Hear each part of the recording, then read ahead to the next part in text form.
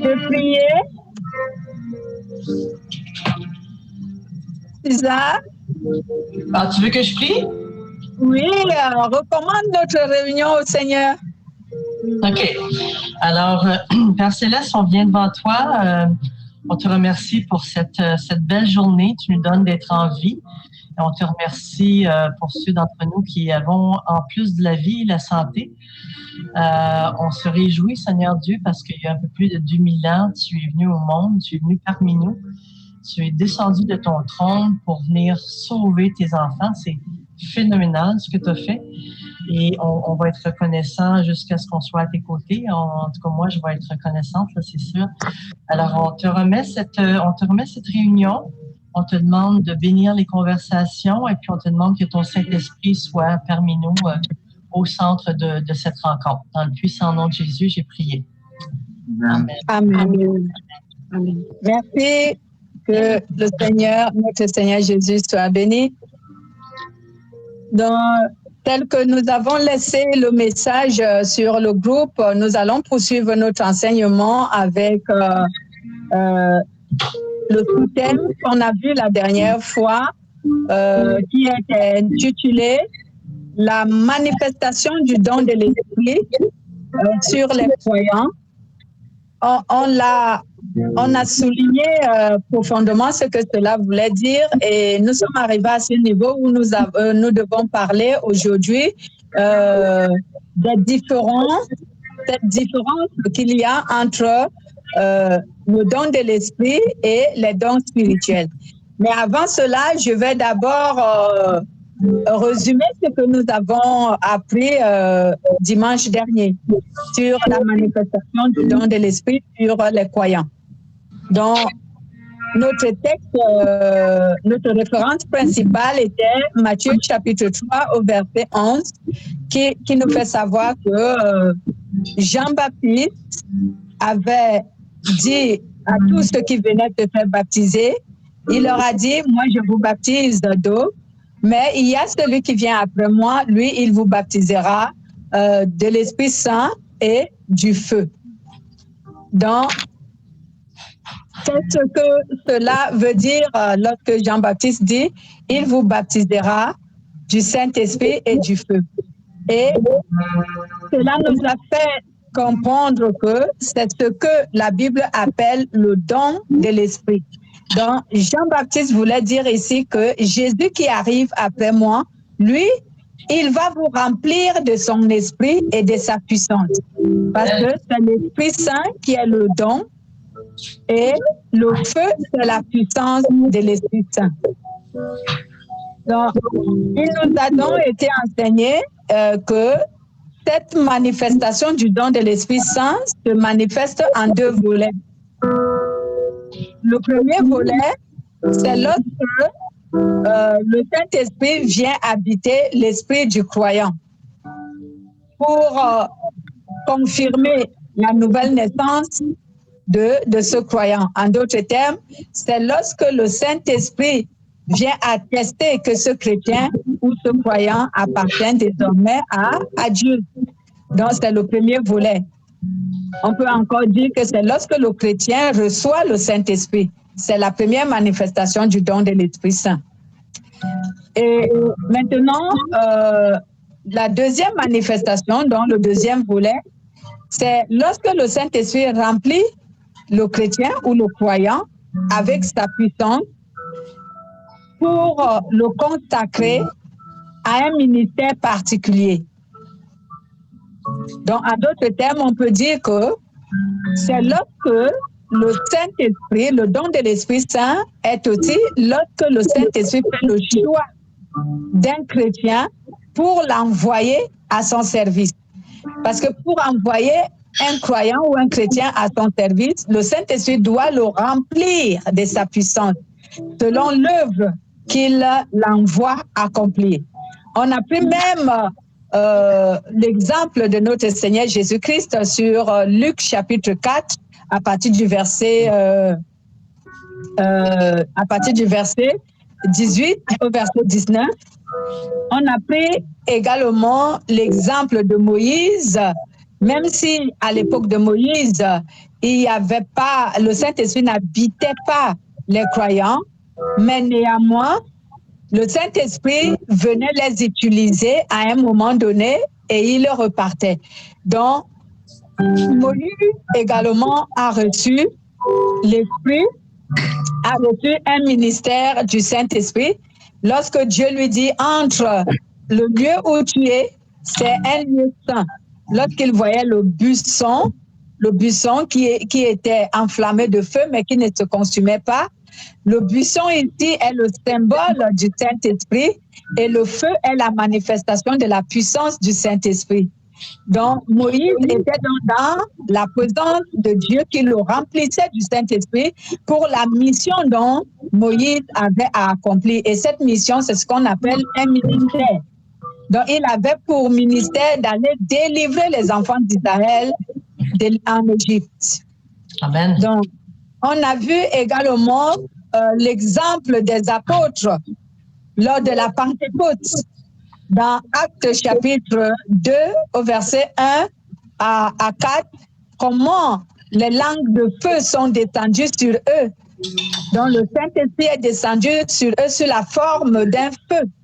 Alors que sur Jésus, le Saint-Esprit est descendu sur la forme d'une colonne. Donc, pour les remplir, afin qu'ils soient remplis de l'Esprit Saint et qu'ils puissent entrer à son service. Donc, c'est à partir de là que le Saint-Esprit a voulu nous faire connaître que nous ne devons donc plus confondre le don de l'Esprit et les dons spirituels. Parce qu'on appelle les deux les dons dont les chrétiens confondent le don de l'Esprit au don spirituel. Et c'est ce que nous allons donc parler aujourd'hui afin que les chrétiens puissent discerner pour qu'il n'y ait plus de confusion à ce niveau. Donc, on va donc parler aujourd'hui de ce que c'est que la différence qu'il y a entre le don de l'Esprit et le don spirituel. On va parler de cela. Donc,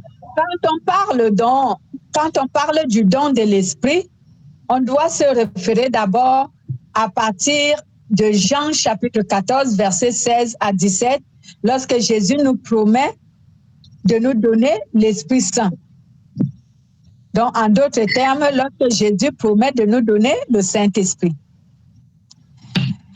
Et lorsqu'on parle toujours du don de l'Esprit, on doit toujours se référer également au jour de la Pentecôte, lorsque le Saint-Esprit est descendu sur les croyants.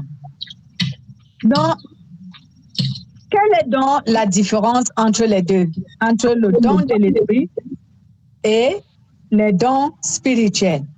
Leur différence vient de leur procédé.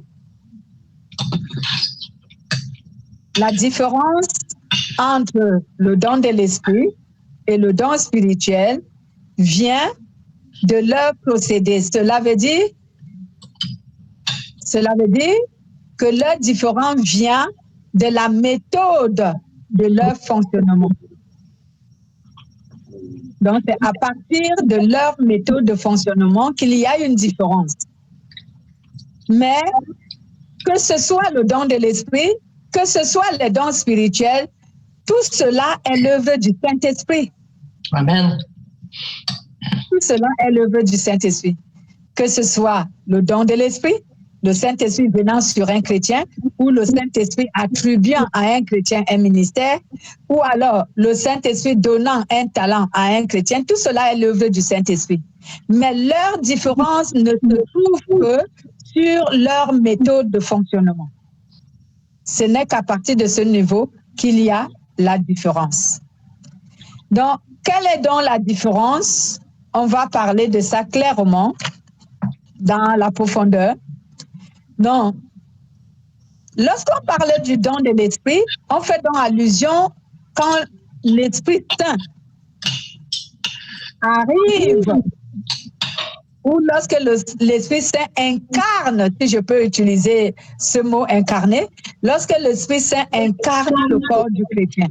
En d'autres termes, j'aimerais dire que le don de l'Esprit sa différence avec le don spirituel, c'est que le don de l'Esprit, c'est l'arrivée du Saint-Esprit sur le croyant pour attester la conversion en Christ de ce croyant ou encore pour attester la consécration de ce croyant. Donc, c'est par là que nous pouvons, en tant que chrétiens, reconnaître ce que c'est que le don de l'Esprit. Lorsque le Saint-Esprit arrive dans la vie du croyant pour attester sa conversion en Christ ou encore pour attester sa consécration au service de Dieu. Là, il s'agit du don de l'Esprit Saint. On peut lire Actes chapitre 1 au verset 8. Actes chapitre 1 au verset 8. Si quelqu'un est à la page avant moi, la personne peut lire. Actes chapitre 1 au verset 8. Donc, je suis à la page, donc je vais lire. Il est la parole de Dieu dans Actes chapitre. Oui, allez-y, allez-y. Pas Christian. Non, toi, vas-y, tu es à la page, non? Lisez, oui. Oui. On lit la page. Oui. Oui. Vas-y, fais la lecture. Actes chapitre 1, verset 8. Mais vous recevrez une force quand le Saint-Esprit descendra sur vous. Vous serez alors mes témoins à Jérusalem, dans toute la Judée et la Samarie, et jusqu'au bout du monde. Amen. Donc, ici, ce sont des paroles de Jésus avant qu'il ne monte au ciel. Cela veut dire avant son enlèvement, l'ascension. Jésus dit aux apôtres, mais vous recevrez une puissance, celle du Saint-Esprit survenant sur vous. Et vous serez mes témoins à Jérusalem, dans toute la Judée, dans la Samarie et jusqu'aux extrémités de la terre. Amen. Donc, Amen. Voici donc comment nous savons et nous pouvons avoir la certitude que nous avons reçu le don de l'Esprit. Lorsqu'une puissance survient sur nous, pour que cela puisse attester premièrement que nous sommes convertis en Jésus, et si nous sommes le choix de Dieu pour le servir, alors nous serons consacrés à son service. C'est pour cela que récemment, on a lu également Actes chapitre 13 au verset 2. J'y vais. Actes chapitre 13. C'était la consécration de l'apôtre Paul et Barnabas. Mais déjà, l'apôtre Paul avait déjà commencé son ministère dans Actes chapitre 8. Alors, Actes chapitre 2, chapitre 13, verset 2, pendant qu'il célébrait le culte du Seigneur. Allez-y. Pendant qu'il célébrait le culte du Seigneur et qu'il jeûnait, le Saint-Esprit dit, mettez-moi à part Barnabas et Saul pour l'œuvre à laquelle je les ai appelés. Alors, après avoir jeûné et prié, ils leur imposèrent les mains et les laissèrent partir. Eux, donc, envoyés par le Saint-Esprit, descendirent à la Séleucie et de là, ils s'embarquèrent pour Chypre. Amen. Donc, le Saint-Esprit fait le choix sur Barnabas et sur Paul.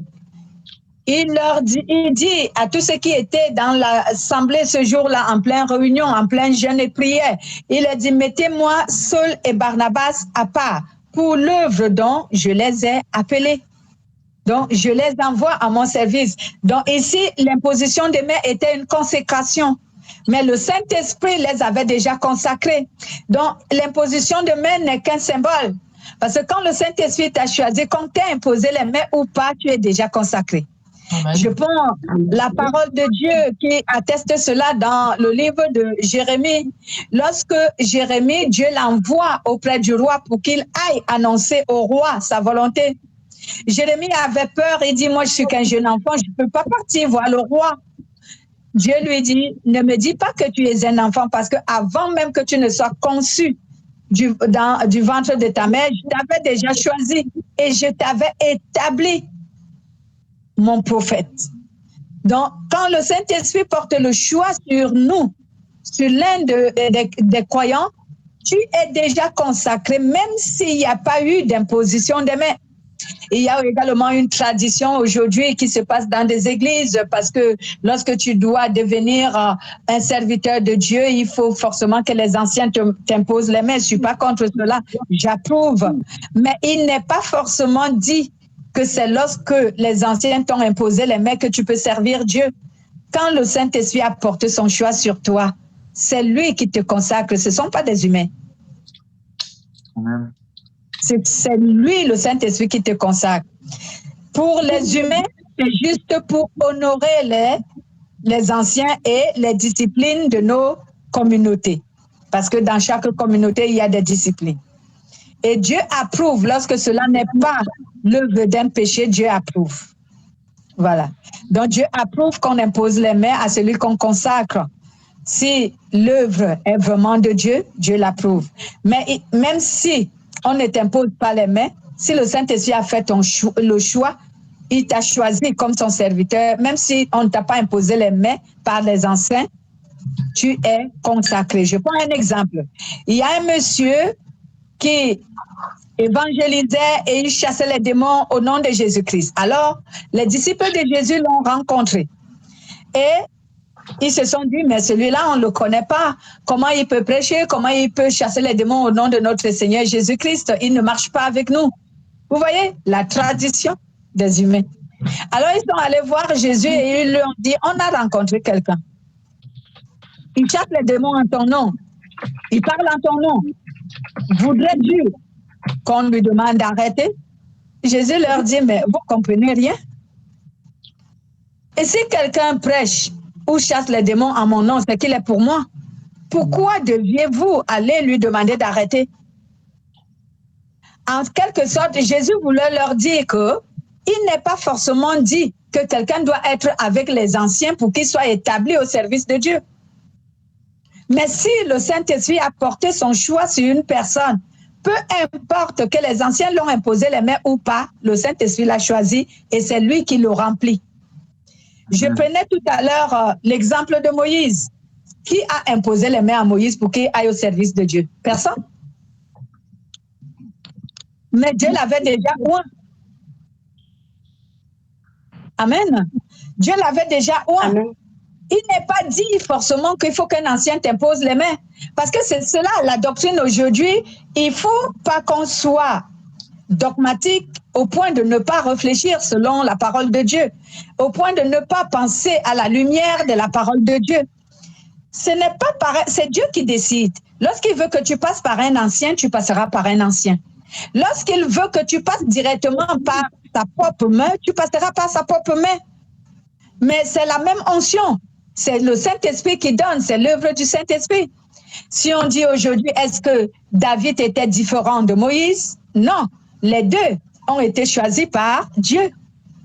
Mais Moïse n'a pas été oint par la main d'un homme, mais il a été oint par le Saint-Esprit. David a été oint par la main d'un homme, il s'agit de Samuel. Mais tous deux, c'est le Saint-Esprit qui les a choisis. Donc, souvent, on a des discussions en tant que chrétien qui ne valent absolument rien. Que tu aies été choisi et que tu aies été consacré par des anciens ou que tu ne l'aies pas été, si tu as été appelé par Dieu, vraiment, alors sache que tu possèdes l'onction de Dieu qui t'envoie, qui t'a donné comme puissance pour ta consécration, pour que tu exerces un ministère particulier. Amen. Donc, ici, nous voyons donc que voilà donc ce qu'on appelle ici le don de l'Esprit Saint. L'arrivée du Saint-Esprit sur le croyant pour attester sa conversion ou encore la manifestation de la puissance du Saint-Esprit sur le croyant pour attester sa consécration à son service. Maintenant, qu'est-ce que c'est que le don spirituel? Le don spirituel, lui, est un talent. C'est un talent ou encore une aptitude particulières que le Saint-Esprit donne aux croyants pour réaliser à travers lui des choses concrètes, des choses naturelles, des choses fonctionnelles, des choses spirituelles et même des choses palpables. Donc, c'est un talent, c'est une aptitude. À la différence avec le don de l'Esprit. Le don de l'Esprit, lui, c'est l'arrivée du Saint-Esprit sur le croyant.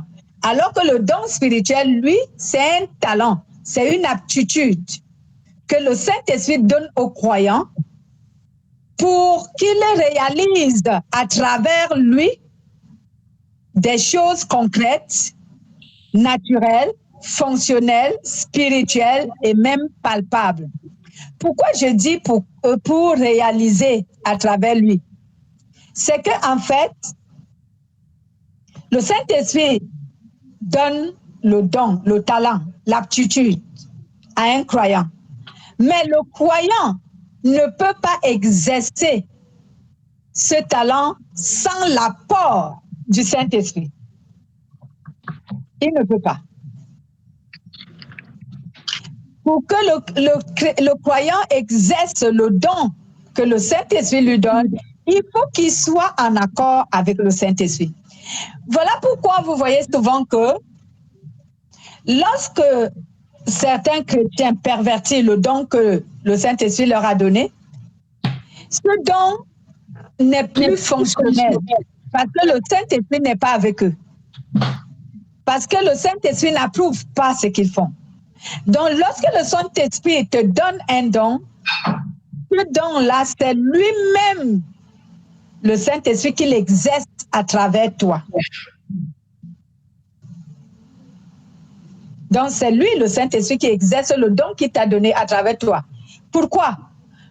Puisque lui, il a besoin de toi pour exercer le don. C'est pourquoi il te choisit pour le faire. Je prends l'exemple sur notre Seigneur Jésus-Christ. Lorsque Jésus est venu nous sauver, qu'est-ce qui s'est passé pour qu'il arrive jusqu'à nous? On peut comprendre que il fallait qu'il devienne humain pour qu'il puisse nous sauver. Parce que si la parole qui est Jésus restait esprit, elle ne pouvait pas nous sauver. Parce qu'il y avait certaines conditions qui avaient été déclarées, qui avaient été choisies par Dieu pour que l'être humain soit sauvé. Et la condition qui avait été sauvée, c'est que l'être qui devait sauver les humains, qui devait justifier les humains, devait monter sur la croix et être crucifié. Mais un esprit ne peut pas être crucifié. Amen. Donc, il fallait que l'esprit trouve un corps humain où il devait s'incarner. C'est pourquoi la Bible dit à Marie, l'ange va dire à Marie, le saint enfant que tu concevras, il viendra de la puissance du Saint-Esprit, donc le Saint-Esprit te couvrira de son ombre et tu deviendras enceinte. Amen. Donc, c'est un mystère qui est un peu compliqué souvent à comprendre. Le Saint-Esprit te couvrira de son ombre et tu deviendras enceinte. Donc, en fait, qu'est-ce que nous voulons ici comprendre? On voulait comprendre que le Saint-Esprit, s'il demeurait, si Dieu demeurait esprit, il ne pouvait pas sauver les humains. Parce que la condition que lui-même avait établie pour sauver les humains émanait de ce que il devient humain pour sauver les humains. Donc, Jésus, ayant donc été conçu, est venu au monde, c'est le Saint-Esprit qui l'a conçu, qui l'utilisait pour accomplir tout ce dont il a pu accomplir pendant 33 ans et 6 mois. C'est pourquoi vous voyez dans ses enseignements qu'il disait toujours, ce que je fais, Je ne le fais pas de moi-même, mais je fais ce que le Père m'a ordonné de faire. Donc, nous aussi, aujourd'hui, lorsque le Saint-Esprit nous choisit pour accomplir une œuvre, lorsqu'il nous donne un don, on doit rester dans l'intimité, ce qu'on appelle la communion avec le Saint-Esprit, parce que c'est lui qui exerce ce don à travers nous. On ne doit pas sortir en dehors de la communion avec le Saint-Esprit. Si nous sortons en dehors de la communion avec le Saint-Esprit, le don sera perverti. Donc, voici donc pourquoi la Bible nous dit ici, si nous pouvons lire 1 Corinthiens, chapitre 12, on peut commencer au verset 1 à 11 pour mieux comprendre. 1 Corinthiens.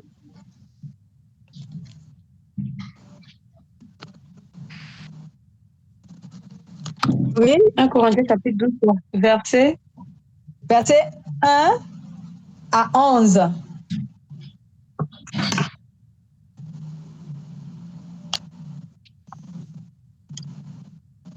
Je lis. Oui, vas-y. 1 Corinthiens chapitre 12, verset 1 à 11. Parlons maintenant des dons du Saint-Esprit. Frères, je désire que vous connaissiez la vérité à propos de ces dons. Vous savez que lorsque vous étiez encore païens, vous étiez entraînés irrésistiblement vers les idoles muettes.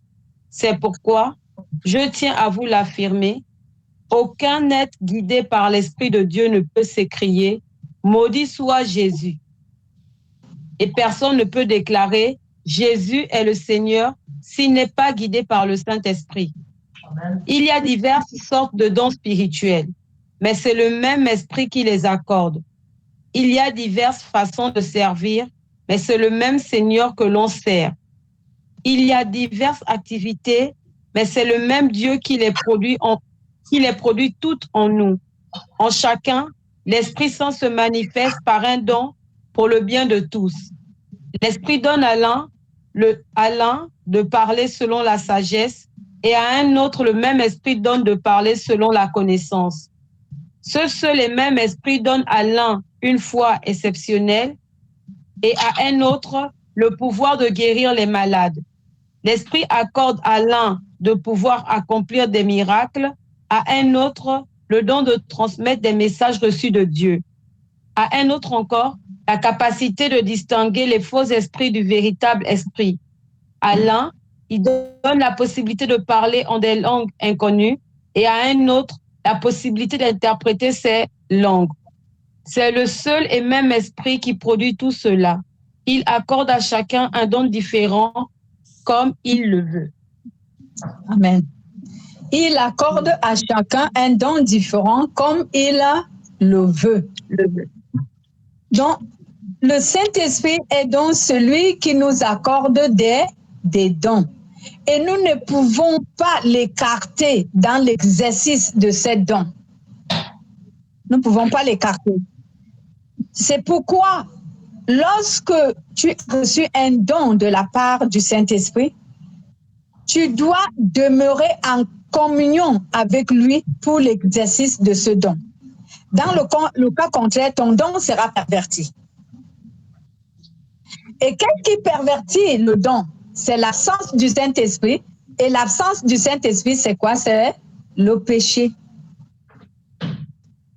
Donc, c'est le péché qui fait souvent en sorte que certaines personnes ayant reçu les dons de la part du Saint-Esprit les pervertissent parce qu'ils ne sont plus en communion avec le Saint-Esprit.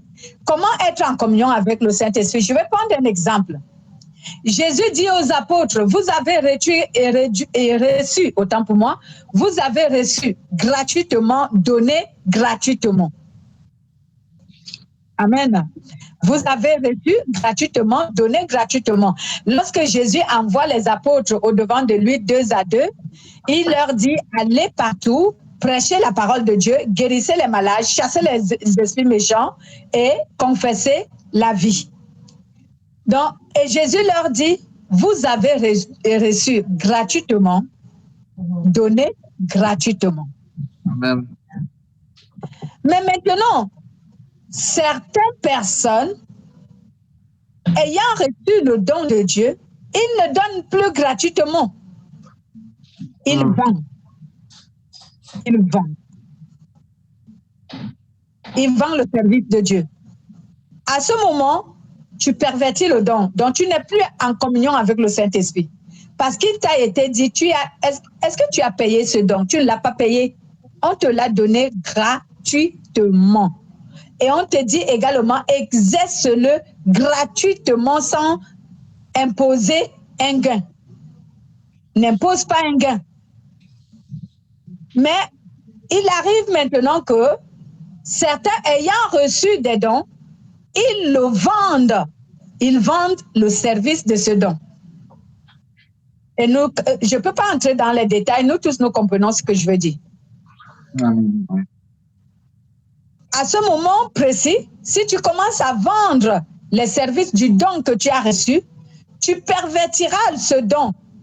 Pourquoi? Parce que le Saint-Esprit ne sera pas en communion avec toi. Parce qu'il t'a dit, tu as reçu gratuitement, alors donne gratuitement.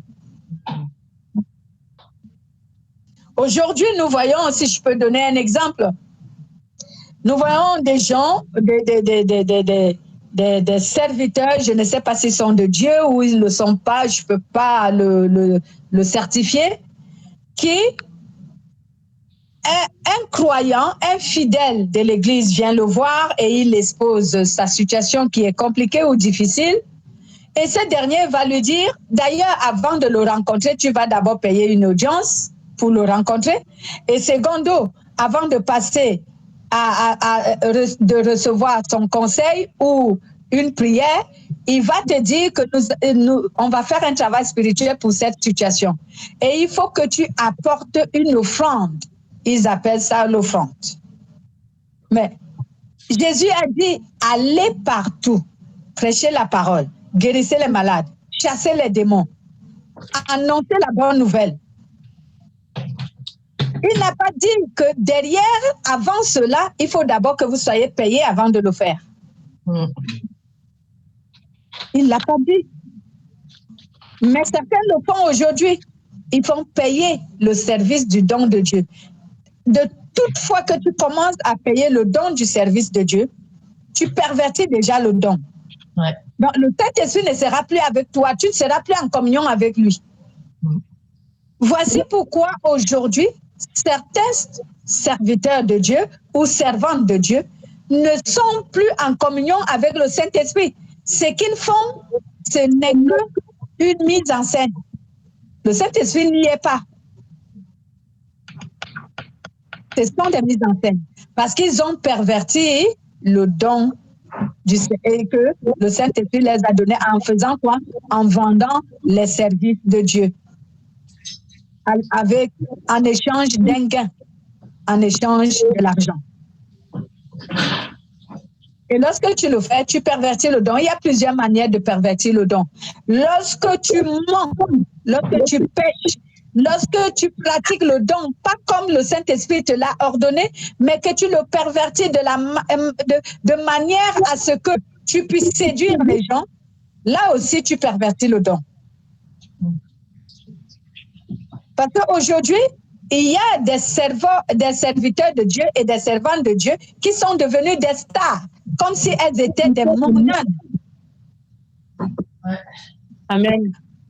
Au lieu de travailler convenablement pour le Seigneur, ce qu'ils cherchent, c'est paraître. Ce qu'ils recherchent, c'est la célébrité. Par exemple, il y a des gens aujourd'hui qui disent des prophéties fallacieuses. Elles ne sont pas vraies. Parce que le Saint-Esprit n'est plus avec eux. Ils ont perverti leurs dons. Parce qu'à force de donner des prophéties pour plaire aux gens, à force de donner des prophéties pour avoir de la célébrité, pour être connu, pour être découvert. Et derrière cette découverte, alors tu seras enrichi parce que beaucoup vont te contacter et tout.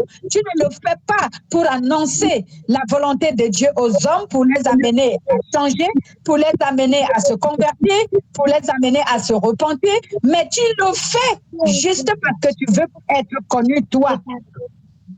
Alors tu as perverti le don. Et le Saint-Esprit ne va plus t'accompagner parce que tu n'es plus en communion avec lui. Il y a plusieurs exemples que je peux donner ici qui montrent que beaucoup de serviteurs et de servantes de Dieu ont perverti les dons que le Saint-Esprit leur a donnés. Donc, aujourd'hui, ils sont tout seuls, ils ne sont plus avec le Saint-Esprit. Parce que toutefois que tu pervertis le don que le Saint-Esprit t'a donné, il n'exerce plus avec toi. Le Saint-Esprit n'exerce plus avec toi. Tu vas commencer à exercer ton don tout seul. Mais beaucoup de gens ne se rendront pas compte s'ils n'ont pas la connaissance de la parole de Dieu. Ils ne se rendront pas compte que toi, tu n'es plus accompagné du Saint-Esprit. Le Saint-Esprit ne t'utilise plus pour ce don. Ils ne se rendront pas compte. Donc, lorsque le Saint-Esprit te donne un don, il faut faire beaucoup plus attention. Laisse-le te conduire dans l'exercice du don qu'il t'a donné. Ne t'approprie pas la gloire que produit ce don parce qu'il n'est pas à toi. Ce don appartient à Dieu. Il ne t'appartient pas du tout. Donc, ne cherche pas à t'approprier la gloire ou les avantages de ce don. Si le Saint-Esprit voudrait que tu aies un avantage à travers le don qu'il t'a donné, alors laisse-le placer, te donner cet avantage. Mais ne le cherche pas toi-même. Parce que c'est ce qu'aujourd'hui beaucoup de serviteurs font. Eux-mêmes cherchent les avantages que le don produit. Et cela pervertit le don. Cela pervertit le don. Comme je venais de le dire, la perversion d'un don, c'est lorsque tu pratiques le péché et que tu n'es plus en communion avec le Saint-Esprit, alors ton don, il est perverti. Il n'a plus d'utilité parce que le Saint-Esprit ne l'exerce plus avec toi. Voilà donc la différence que nous avons. Nous pouvons lire également une référence. 1 Pierre, chapitre 4, versets 10 à 11. 1 Pierre, chapitre 4.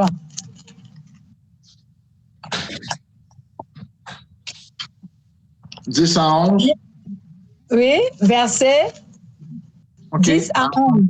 1 Pierre, chapitre 4, verset 10 à 11. « Puisque chacun a reçu un don, mettez-le au service des autres, en bon intendant de la grâce si diverse de Dieu. » Si quelqu'un parie que ce soit selon les oracles de Dieu, si quelqu'un se sert, que ce soit par la force de Dieu, lui accorde afin que toute chose, Dieu soit glorifié par Jésus-Christ, à qui appartiennent la gloire et la puissance au siècle des siècles. Amen. Amen. Amen. Voilà ce que je venais tantôt de dire. Puisque chacun a reçu un don, mettez-le au service de Dieu. Mettez-le au service des autres, en bon intendant de la grâce diversifiée de Dieu. Donc, si nous avons reçu un don, ici, Pierre nous conseille de le mettre au service des autres, en bon intendant de la grâce si diversifiée de Dieu. Si quelqu'un parle, eh bien qu'il parle selon les oracles de Dieu. Si quelqu'un sert, que ce soit par la force que Dieu lui donne. Donc, c'est ce que je venais tantôt de dire, que nous ne devons pas nous approprier la gloire que le don procure en faisant comme si ce don nous était personnel, comme si c'est nous-mêmes vraiment qui l'avons, comment dire, comme s'il était personnellement à nous. Non, les dons appartiennent à Dieu. Et c'est Dieu lui-même qui l'exerce à travers nous. Donc, c'est le Saint-Esprit qui exerce le don qu'il nous donne. On doit donc le laisser nous conduire. Comment nous devons l'exercer? Et comme ça, lui seul, Dieu, sera glorifié à travers ce que nous faisons. Donc, ce que nous devons donc comprendre, c'est que la différence entre le don de l'esprit et le don spirituel, cette différence vient de leur procédé, c'est-à-dire de leur méthode de fonctionnement. Mais tous autant qu'ils sont, que ce soit le don de l'esprit, que ce soit le don spirituel, tout cela est l'œuvre du Saint-Esprit.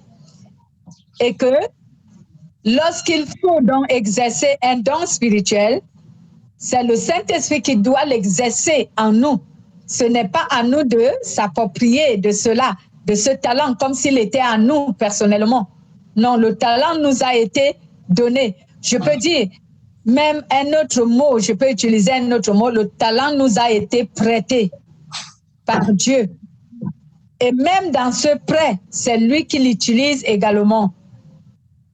Il l'utilise pour nous. C'est pourquoi on a pris l'exemple de Jésus qui, sachant que tout n'était pas de lui, mais qu'il l'avait reçu de la part de son Père, alors, excusez-moi, tout ce qu'il faisait, il le faisait au nom de son Père.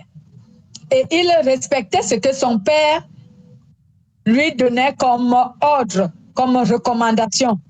Jésus ne s'était jamais détourné des recommandations que son Père lui a données, sachant que si son Père n'était plus avec lui et qu'il restait tout seul, il n'allait pas accomplir une seule mission de ce qui lui avait été confié. Nous aussi, lorsqu'on nous donne un don, nous devons savoir que toutes seules, nous ne pouvons pas exercer ce don convenablement selon la volonté de Dieu. C'est pourquoi nous devons garder la communion avec le Saint-Esprit, afin qu'il continue, lui, à nous utiliser pour l'exercice de ce don. Amen. Et cela, en faisant cela, nous allons donc bien exceller dans notre ministère. Et on sera récompensé là-haut, auprès de notre Père. Donc, pour éviter de tomber dans la tentation, d'entrer dans la tentation, dans la séduction, il ne faut pas s'attendre à la récompense de l'exercice de ton don, pas ici sur la terre, auprès des hommes. Il faut t'attendre à la récompense auprès de Dieu. Parce que c'est cela qui séduit les hommes aujourd'hui. Ils veulent la récompense de l'exercice du don que Dieu leur a donné au travers des hommes. Ils veulent que c'est les hommes qui les récompensent. Et c'est pour cela qu'ils sont souvent séduits et leur don devient perverti à cause du péché et le Saint-Esprit les abandonne. Amen. Donc, voilà ce que le Saint-Esprit a voulu nous enseigner aujourd'hui. Et nous devons savoir qu'il y a plusieurs dons. Il y a vraiment plusieurs dons. Je ne peux même pas me mettre à les énumérer. Il y en a plusieurs. Il n'y a pas que les dons qui sont dans 1 Corinthiens chapitre 12, verset 1 à 11. Il y a beaucoup plus de dons. Vous pouvez trouver certains dans Romains chapitre 12, verset 6. Il y a beaucoup dans Éphésiens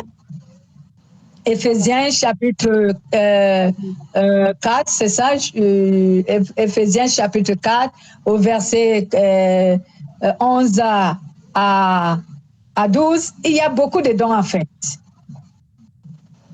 Donc, je ne sais pas s'il y a donc des questions. L'on peut les poser maintenant pour les quelques minutes qui nous restent. J'aimerais savoir, est-ce que le Saint-Esprit peut révéler à une autre personne le don par exemple, qu'il t'a donné ou le don qu'il veut que tu exerces? Oh ben, souvent, il y a des gens qui se permettent de le dire que le Saint-Esprit t'a appelé pour tel ou tel don. Non, moi, excusez-moi, je ne dis pas que c'est impossible parce que rien n'est impossible à Dieu. Comprenez-moi. Rien n'est impossible à Dieu, donc je ne peux pas dire que c'est impossible. Mais ce que je dis, c'est que faut faire très attention à ce que les gens disent au nom de Dieu. Parce que certaines personnes sont tellement égarées qu'ils se disent toujours très spirituels. Et j'ai toujours conseillé les gens en leur disant, entre le spirituel et le mysticisme, il n'y a qu'un pas. Parce que beaucoup de chrétiens aujourd'hui sont devenus des mysticistes au lieu d'être des spirituels. Donc, excusez-moi de cette expression.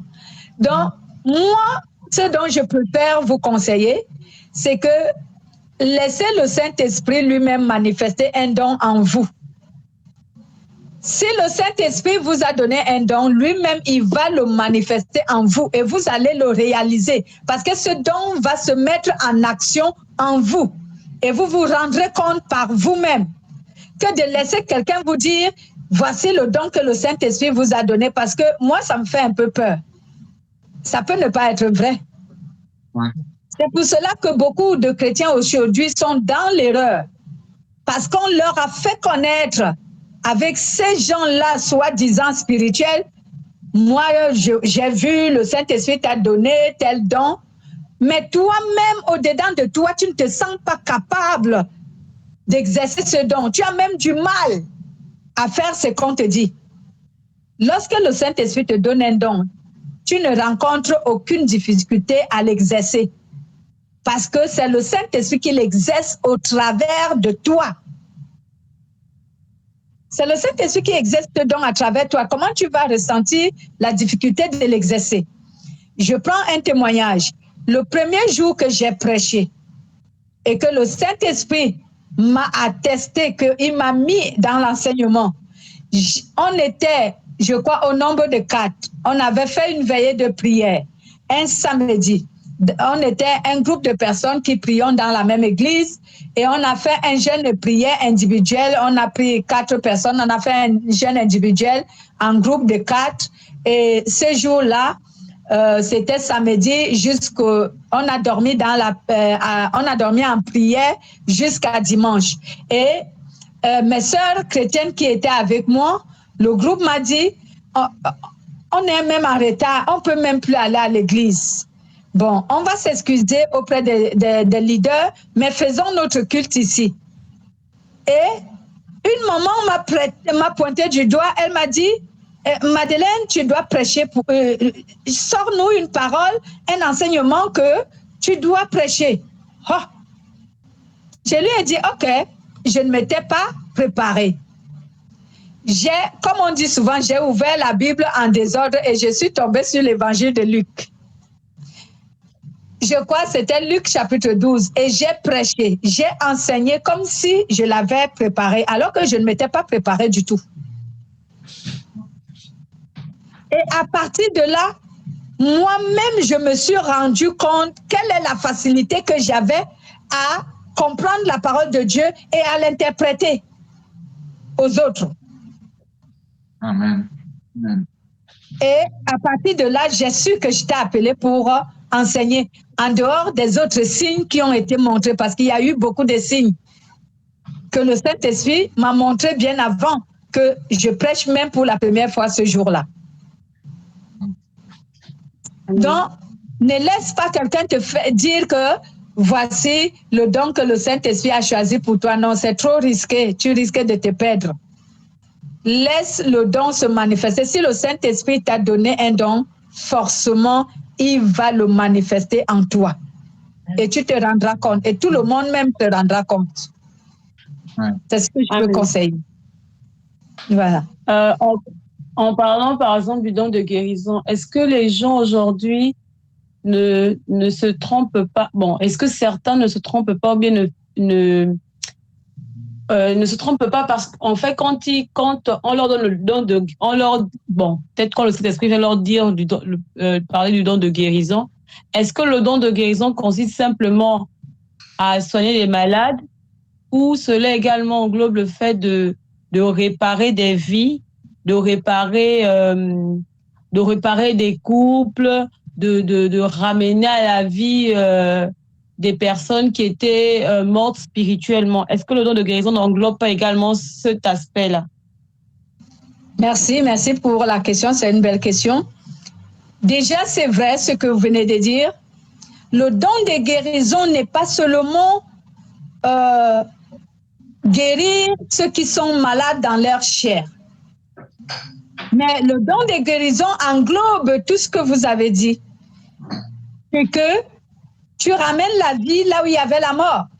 Par exemple, quelqu'un qui était dans le péché, si à travers ton exhortation, à travers ton évangélisation, à travers tes enseignements, tu peux l'amener à la repentance, alors tu l'as guéri.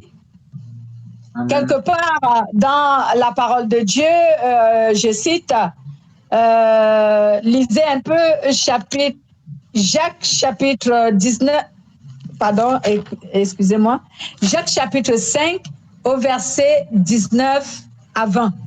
Vous pouvez lire? Jacques chapitre 5 au verset 19 à 20 pour répondre à la question dont vous avez posée. Jacques chapitre 5 verset 19 à 20. Mes frères, si l'un de vous s'est éloigné de la vérité et qu'un autre l'y ramène, appelez-vous ceci: celui qui ramène un pécheur du chemin où il s'égarait le sauvera de la mort et obtiendra le pardon d'un grand nombre de péchés. Amen. Donc, c'est une guérison. Si quelqu'un était mort, parce que quand tu pratiques le péché, tu vis dans le péché, tu es mort spirituellement. Maintenant, si quelqu'un t'amène à la repentance et à la conversion, il t'a guéri.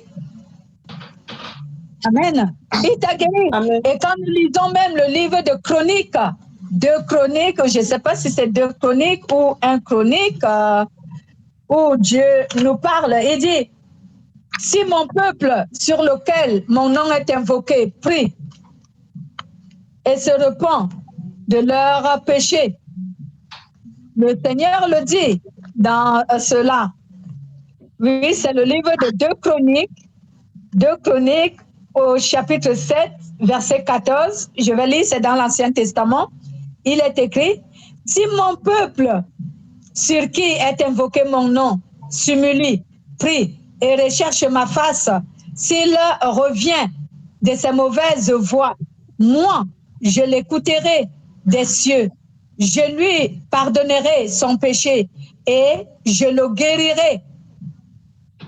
Désormais, mes yeux seront ouverts et mes oreilles seront attentives à la prière faite en ce lieu. Amen. Dieu dit: si mon peuple sur qui est invoqué mon nom prie, d'abord s'humilie, prie et se repent de son péché, qu'est-ce qui va se passer? Je le guérirai. C'est que je le délivrerai de tout ce qui le réduit à néant. Je le délivrerai, je le guérirai. Donc, la guérison, ce n'est pas seulement celle qui... le don de guérison, ce n'est pas seulement celui qui guérit des gens des maladies, mais c'est toute forme de guérison. Si tu peux amener quelqu'un à la repentance, alors tu guéris cette personne. Si tu peux conseiller quelqu'un ou exhorter une personne qui a un problème dans sa famille, dans son couple, et les amener à la réconciliation, alors tu les as guéris parce que tu leur as apporté la vie. C'est ça. Mais aujourd'hui, comme vous venez de poser cette question, les gens se disent que le don de la guérison, c'est juste chasser les démons et guérir les gens des maladies naturelles ou spirituelles. Je ne sais pas moi. Ce n'est pas seulement ça, le don de guérison. Voilà. Est-ce que j'ai pu répondre à votre question? Oui. Amen. J'ai encore... Oui, allez-y. Allez-y. est-ce que le Saint-Esprit, c'est vrai qu'on n'est pas parfait et que on peut succomber au péché comme on dit, mais est-ce que le Saint-Esprit peut donner à quelqu'un le don de l'enseignement quand cette personne vit dans le péché, vit dans le péché ou pratique un péché pratique le péché et pourtant il interpelle sur ce péché. Est-ce que le Saint-Esprit peut venir donner le don de l'enseignement, surtout par les rêves, sachant que dans les rêves, nous sommes inconscients et que Satan, le diable, peut également nous manipuler? Déjà, le Saint-Esprit ne donne pas aux humains, à ses croyants, les dons à travers les rêves. Ce n'est même pas lui. Ce n'est pas le Saint-Esprit. Parce que je me souviens, il y a les gens qui disent, oh, moi, le Saint-Esprit est venu me dire que je peux guérir les gens, j'ai un don de guérison. Ceci, déjà, je vais vous dire la vérité, bien-aimés, ne nous illusionnons pas. Le Saint-Esprit ne donne pas aux humains les dons dans les songes. Non. Non, non, non, non, non. C'est pas vrai. Si tu commences à recevoir les dons dans les songes et qu'on te dit, voilà, prends ça et va faire ceci, sache que tu es déjà sous la manipulation des êtres maléfiques. Ce n'est pas le Saint-Esprit. Le Saint-Esprit donne les dons à partir de la connaissance de la parole de Dieu. Maintenant, je vais répondre à ta question à partir de là où tu l'as posée. Est-ce que le Saint-Esprit peut donner un don à quelqu'un qui pratique le péché? J'ai cherché un verset biblique ici dans 2 Pierre. 2 Pierre, je ne me trompe pas. 2 Pierre. À partir, comme je ne retrouve pas bien le verset, lisez à partir du verset 1 jusqu'au verset 6. Quel chapitre? 2 Pierre, chapitre 5. 2 Pierre n'a pas 5 chapitres. Ah non, c'est 1 Pierre, excusez-moi, parce que j'étais à la page de 2. 1 Pierre, excusez-moi, chapitre 5. Verset 1 à 6. J'exhorte donc les anciens qui sont parmi vous, moi, anciens comme eux, témoins des souffrances du Christ et participants à la gloire qui doit être révélée. Faites paître le troupeau de Dieu qui est avec vous, non par contrainte, mais volontairement selon Dieu, ni pour un gain sordide, mais de bon cœur, non en tyrannisant ceux qui vous sont confiés, mais en devenant les modèles du troupeau. Et lorsque le souverain pasteur paraîtra, vous remporterez la couronne incorruptible de la gloire. De même, jeunes gens, soyez soumis aux anciens. Dans vos rapports mutuels, revêtez-vous tous d'humilité, car Dieu résiste aux orgueilleux, mais il donne grâce aux humbles. Amen. Amen. Dans le verset 2 à 4, qui dit « Faites paître le troupeau de Dieu qui est avec vous, non par contrainte, mais volontairement selon Dieu, ni pour un gain sordide, mais de bon cœur, non en les tyrannissant, ceux qui vous ont été confiés, mais en devenant les modèles du troupeau. En devenant les modèles du troupeau. Et lorsque le souverain pasteur apparaîtra, vous remporterez la couronne incorruptible de la gloire. Amen. Donc, bien aimés, regardez vous-même. Nous devons être des modèles. Donc, cela dit, si tu pratiques le péché, tu vis dans le péché, le Saint-Esprit ne peut pas te choisir pour être le leader d'un troupeau, il ne peut pas. Parce que tu dois être le modèle. Le troupeau doit prendre l'exemple sur toi. Mais si toi, tu pratiques le péché, quel est le modèle, quel est l'exemple qu'ils vont prendre? Donc, vous voyez, c'est pas logique. Donc, lorsqu'un leader pratique, vit dans le péché et qui te dit que moi, j'ai été oint par Dieu, dit, il y a deux choses qui se sont produites, qui expliquent cela. Soit, avant que tu ne te corrompes dans ton cœur, tu étais correct et il t'avait choisi, mais après, tu t'es corrompu, tu t'es perverti. Soit, il ne t'a jamais choisi du tout, mais tu t'es prononcé toi-même. C'est les deux choses. Parce que le Saint-Esprit voudrait que nous soyons des modèles. Jésus était un modèle. Les apôtres étaient des modèles. Comment le Saint-Esprit va-t-il choisir quelqu'un qui est perverti pour en faire son serviteur?